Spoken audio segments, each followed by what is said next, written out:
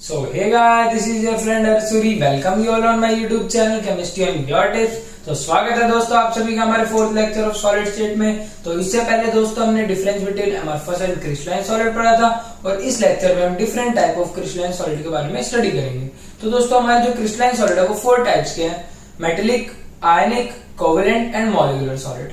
तो दोस्तों इस लेक्चर में हमें इनके बारे में डिटेलिंग करना है कि इनके अंदर कांस्टेंट पार्टिकल कौन से होते हैं, क्या ये इलेक्ट्रिकल कंडक्टिविटी कौन सी दिखाते हैं, क्या ये इंसुलेटर है या कंडक्टर है, या फिर इनके अंदर जो इंटरेक्टिव फोर्स ऑफ अट्रैक्शन कैसा है, कौन सा इंटरेक्टिव फोर्स ऑफ अट्रैक्शन है, क्या लंदन फोर्स है, क्या कोलंबिक है, या फिर कौन सा फोर्स है, वो हमें इस लेक्चर में स्टडी करना है। तो दोस्तों चलिए शुरू करते हैं आज का लेक्चर। तो जो हमारे मॉलिक्यूलर सॉलिड है वो दोस्तों फर्दर 3 पार्ट्स में डिवाइडेड है: non polar molecules, polar and hydrogen bond. तो इसमें जो कांस्टेंट पार्टिकल्स हैं दोस्तों वो होंगे हमारे मॉलिक्यूल्स। तीनों में ही मॉलिक्यूल्स होंगे। अगर आपसे पूछा जाए कि नॉन पोलर सॉलिड में कौन से कांस्टेंट पार्टिकल्स होते हैं तो आपको लिखना है मॉलिक्यूल्स। आयनिक सॉलिड में होते हैं आयंस, मेटेलिक सॉलिड में होते हैं पॉजिटिव आयंस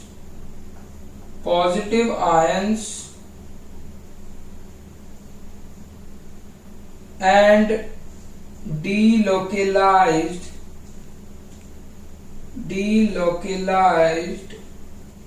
इलेक्ट्रॉन।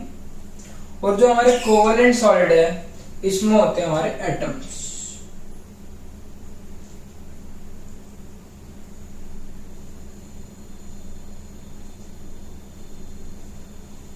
तो दोस्तों कांस्टेंट पार्टिकल की बात करूं तो मॉलिक्यूलर सॉलिड में जो कांस्टेंट पार्टिकल है मॉलिक्यूल्स होते हैं, आयनिक सॉलिड में आयंस होते हैं, मेटेलिक सॉलिड में पॉजिटिव आयंस और डीलोकलाइज्ड इलेक्ट्रॉन मतलब पॉजिटिव और इलेक्ट्रॉन, पॉजिटिव चार्ज और नेगेटिव चार्ज।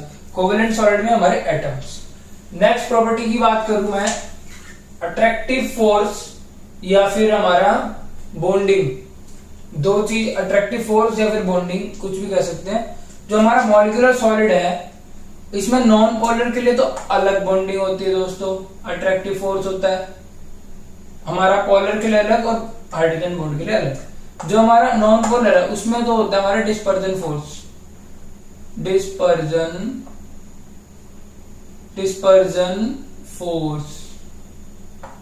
या फिर इसको लंदन फोर्स भी कहा जाता है दोस्तों। सेकंड है हमारा पोलर। पोलर में होता है dipole interaction, dipole interaction.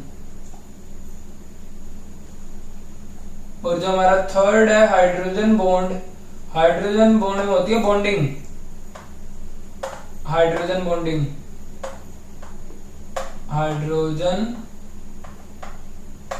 Bonding.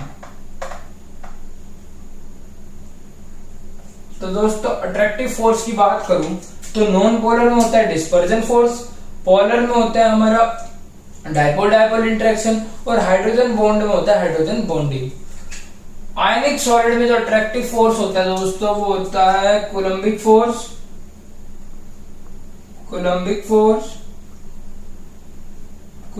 या फिर आप इलेक्ट्रोस्टैटिक भी कह सकते हैं,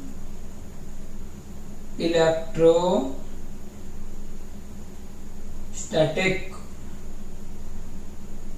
फोर्स। तो हमारा जो आयनिक सॉलिड है इसमें होता है कोलंबिक या फिर हमारा इलेक्ट्रोस्टैटिक फोर्स। नेक्स्ट है हमारा मेटेलिक सॉलिड। मेटेलिक सॉलिड में होती है दोस्तों बॉन्डिंग, मेटेलिक बॉन्डिंग।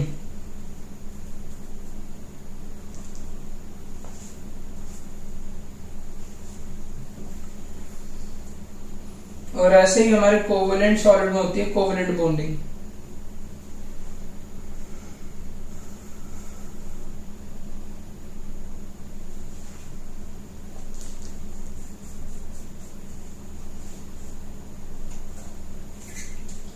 अट्रैक्शन में आयनिक में कोलंबिक या फिर इलेक्ट्रोस्टैटिक, मेटेलिक में मेटेलिक बॉन्डिंग और कोवेलेंट में कोवेलेंट बॉन्डिंग। अब इलेक्ट्रिकल कंडक्टिविटी की बात करूं दोस्तों तो जो हमारे मॉलिक्यूलर सॉलिड है ये होते हैं प्योरली इंसुलेटर, इंसुलेटर मतलब ये इलेक्ट्रिसिटी को कंडक्ट नहीं करते। हमारे जो आयनिक सॉलिड होते हैं दोस्तों, ये होते हैं इंसुलेटर।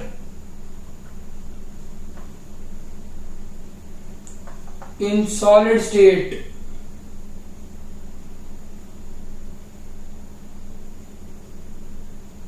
इंसुलेटर सॉलिड स्टेट में, और and conductor in molten state. मतलब जो हमारे आयनिक सॉलिड है दोस्तों, इसमें जो इलेक्ट्रिकल कंडक्टिविटी होती है, ये इंसुलेटर होते हैं सॉलिड स्टेट में। मतलब जो हम स्टेट को पढ़ रहे हैं उसमें तो ये होते हैं इंसुलेटर, लेकिन आप अगर इनको आयनिक सॉलिड को अगर आप मेल्ट कर दोगे तो उस मेल्ट फॉर्म में ये कंडक्ट करते हैं इलेक्ट्रिसिटी। नेक्स्ट है मेटेलिक सॉलिड में जो इलेक्ट्रिकल कंडक्टिविटी होती है, ये दोस्तों प्योरली कंडक्टर होते हैं। प्योरली कंडक्टर होते हैं, आपका सॉलिड हो, लिक्विड हो, कुछ भी हो, मेटेलिक सॉलिड होते हैं हमारे कंडक्टर। हमारे कोवेलेंट सॉलिड होते हैं इंसुलेटर,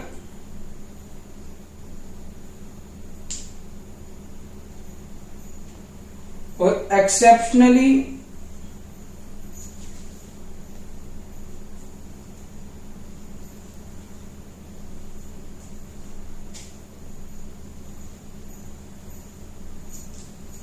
वैसे तो हमारे कोवेलेंट सॉलिड दोस्तों इंसुलेटर होते हैं, लेकिन कभी कभी ये कंडक्टिविटी की प्रॉपर्टी भी शो कर देते हैं। मेन हमारा एग्जांपल दोस्तों, तो हमारे जो नॉन पोलर मॉलिक्यूल्स हैं उनके जो एग्जांपल है वो है हमारे हीलियम, Cl2, CO2, और आपके CO2 यहां पे आप H2, और भी है दोस्तों। पोलर में हमारे HCl और हमारे SO2। हाइड्रोजन बॉन्ड में 3 मॉलिक्यूल्स हैं, वाटर, अमोनिया और हाइड्रोजन फ्लोराइड।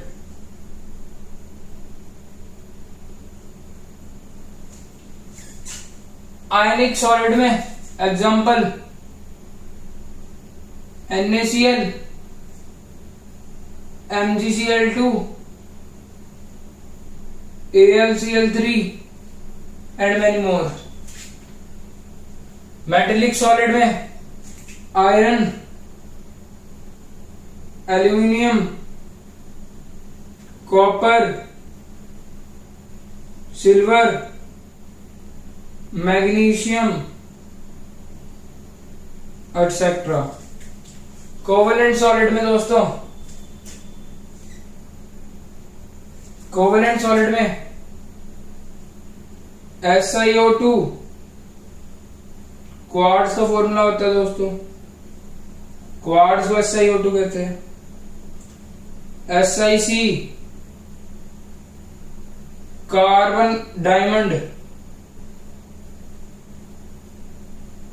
और यहां पे कार्बन ग्रेफाइट भी आ सकता है। तो ये था दोस्तों हमारा ओवरऑल क्रिस्टलाइन सॉलिड के टाइप्स। इसमें हमने क्या पढ़ा, कांस्टेंट पार्टिकल्स। जो हमारे कांस्टेंट पार्टिकल्स है दोस्तों, मॉलिक्यूलर सॉलिड में होते हैं मॉलिक्यूल्स, आयनिक सॉलिड में होते हैं आयंस, और हमारे मेटेलिक सॉलिड में होते हैं पॉजिटिव और नेगेटिव, पॉजिटिव आयंस और इलेक्ट्रॉन्स, और कोवेलेंट सॉलिड में होते हैं हमारे एटम्स। नेक्स्ट प्रॉपर्टी की बात करूं, अट्रैक्टिव फोर्स, तो हमारे नॉन पोलर मॉलिक्यूल्स में होते हैं डिस्पर्जन या लंडन फोर्स, पोलर मॉलिक्यूल्स में होते हैं डाइपोल इंटरेक्शन, हाइड्रोजन बॉन्ड में होते हैं हाइड्रोजन बॉन्डिंग। नेक्स्ट आयनिक सॉलिड की बात करूं दोस्तों, तो इंटरेक्टिव फोर्स, अट्रैक्टिव फोर्स होते हैं कूलम्बिक या इलेक्ट्रोस्टैटिक। ऐसे ही कोवेलेंट में दोस्तों हमारे मेटेलिक बॉन्डिंग, कोवेलेंट में कोवेलेंट बॉन्डिंग, मेटल में मेटेलिक बॉन्डिंग। इलेक्ट्रिकल कंडक्टिविटी में दोस्तों हमारे मॉलिक्यूल्स होते हैं इंसुलेटर, आयनिक सॉलिड जो होते हैं insulator in solid state, conductor in मॉल्टन state, और सिर्फ मेटेलिक सॉलिड हमारे कंडक्टर होते हैं। तो इनके एग्जांपल आपको ये याद रखने हैं दोस्तों। मैं आपको क्वेश्चनिंग बता देता हूँ किस तरह से यहाँ से 1 मार्क्स के क्वेश्चन अटेम्प्ट होते हैं। तो दोस्तों पहला क्वेश्चन आ जाता है what are the different type of molecular solid. तो ये 3 टाइप्स है। ये भी पूछा जाता है what are the type of attractive force which held together CO2। तो यहाँ पे आप क्या लिखोगे, CO2 में अट्रैक्टिव फोर्स, CO2 में अट्रैक्टिव फोर्स है डिस्पर्जन फोर्स। तो इस तरह से क्वेश्चन अटेम्प्ट होते हैं। आपसे ये पूछा जा सकता है, 10th क्लास का क्वेश्चन है लेकिन हमारे 12th में एनसीईआरटी का है कि why ionic solid are insulator in solid but conductor in molten state. Because ये ऐसा क्यों होता है दोस्तों, क्योंकि जो सॉलिड स्टेट है, सॉलिड स्टेट में जो आयंस है वो फ्री नहीं होते, फ्रीली मूव नहीं कर सकते। अगर आयंस मूव करेंगे तो कंडक्ट करेंगे इलेक्ट्रिसिटी, और मोल्टन स्टेट में वो मेल्ट हो रखे होते हैं, मेल्ट में वो फ्रीली मूव कर सकते हैं, इसलिए वो कंडक्ट करते हैं इलेक्ट्रिसिटी। मेटल दोस्तों फुली कंडक्टर है। ये क्वेश्चन भी आता है which type of solid are ductile, malleable and good conductor of electricity. तो इकलौता हमारा मेटेलिक सॉलिड ऐसा है। तो इसके एग्जांपल ये भी पूछा जाता है SiCa is which type of solid. तो आपको लिखना है कोवेलेंट सॉलिड।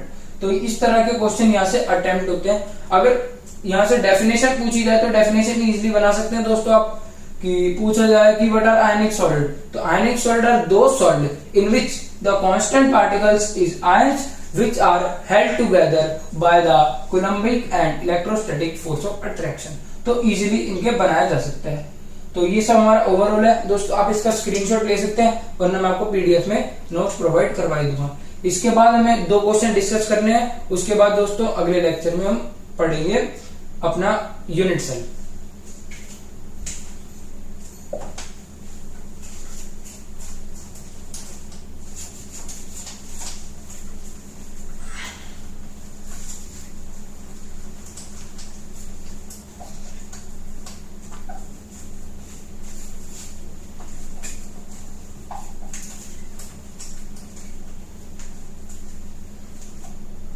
दोस्तों हमारे अमोर्फस सॉलिड के 2-3 क्वेश्चन है जिसको हम डिस्कस कर लेते हैं। तो हमारा फर्स्ट क्वेश्चन, व्हाट आर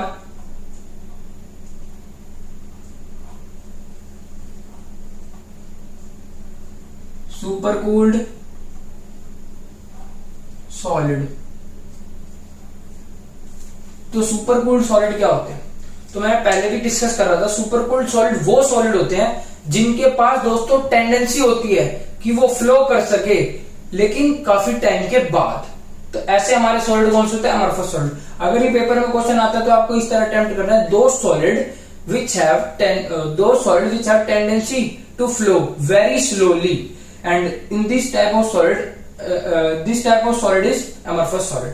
तो इस तरह आपको अटेम्प्ट करना है। तो इस टाइप के दोस्तों सेकंड क्वेश्चन है हमारा,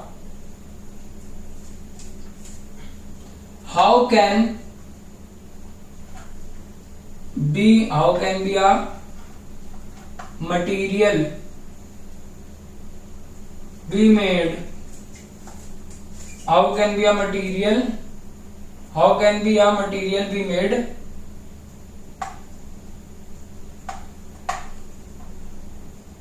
amorphous।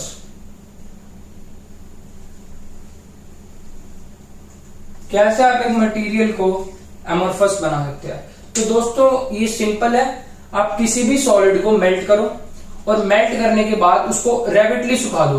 उसको एक सॉलिड है जिसके कांस्टेंट पार्टिकल रेगुलरली अरेंज है, आपने उसे मेल्ट करा और उसको रेगुलरली अरेंज, कोई शेप नहीं दी, एकदम कूलिंग कर दी उसकी, तो जो वो सॉलिड है जिसमें कांस्टेंट पार्टिकल रेगुलरली अरेंज नहीं होंगे तो वो बन जाएगा अमोर्फस सॉलिड। तो इसका आंसर होगा सिंपल सा, by melting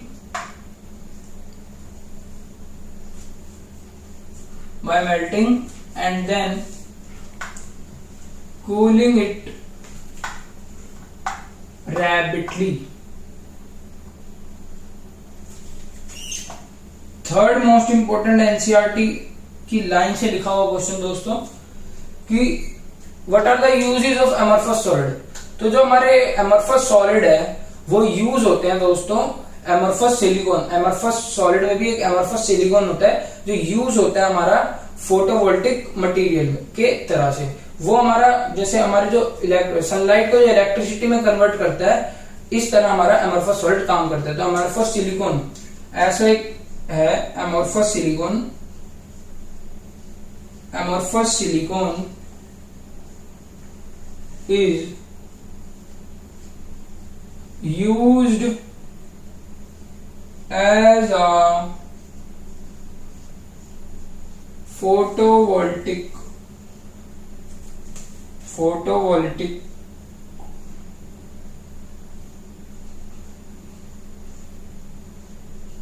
मटेरियल। तो दोस्तों ये हमारे कुछ क्वेश्चंस थे। Amorphous silicon is used as a photovoltaic material. एक बेस्ट मटेरियल है जो यूज्ड होता है सनलाइट को इलेक्ट्रिसिटी में कन्वर्ट करने के लिए। तो दोस्तों ये था हमारा आज का ओवरऑल लेक्चर। तो दोस्तों मिलते हैं हम अगले लेक्चर में। दोस्तों अगर आपको ये वीडियो हमारा अच्छा लगा हो तो इसको लाइक जरूर करें, और अगर आपने अभी तक हमारे चैनल को सब्सक्राइब नहीं करा है तो दोस्तों सब्सक्राइब जरूर कर लें। और अगर आपको केमिस्ट्री से रिलेटेड कोई भी डाउट है तो बेझिझक हमें कमेंट सेक्शन में मेंशन करें। विद इन 12 आवर्स में आपके कमेंट का रिप्लाई कर दूंगा, और आप मेरे को डीएम भी कर सकते हैं इंस्टाग्राम पे, मैं वहां भी आपको रिप्लाई कर दूंगा, और इंस्टाग्राम का लिंक मैं आपको डिस्क्रिप्शन में दे दूंगा दोस्तों। तो दोस्तों मिलते हैं अगली वीडियो में। अगली वीडियो में यूनिट सेल के बारे में पढ़ेंगे दोस्तों। तो तब तक के लिए be happy, stay safe, thank you दोस्तों।